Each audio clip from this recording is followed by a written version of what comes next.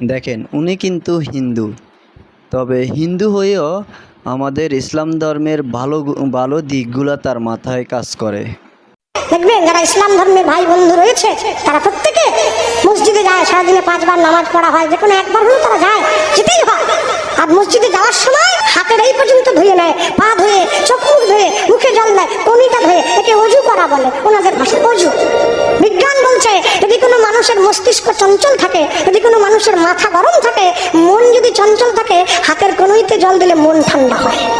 তারা জানে আল্লাহকে ডাকতে গেলে, খোদাকে ডাকতে গেলে, পীর পয়গম্বরকে ডাকতে গেলে আগে মন ঠান্ডা করতে হবে, তারপরে গিয়ে মসজিদে বসতে হবে।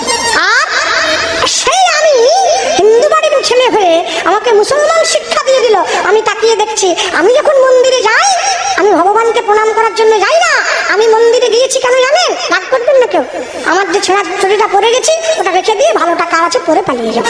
আমার লক্ষ্য মন্দিরে গিয়ে জুতো চুরি করা, আর তার লক্ষ্য মসজিদে গিয়ে ভগবানকে ডাকা। তাহলে শিক্ষা কোথা থেকে পাবো?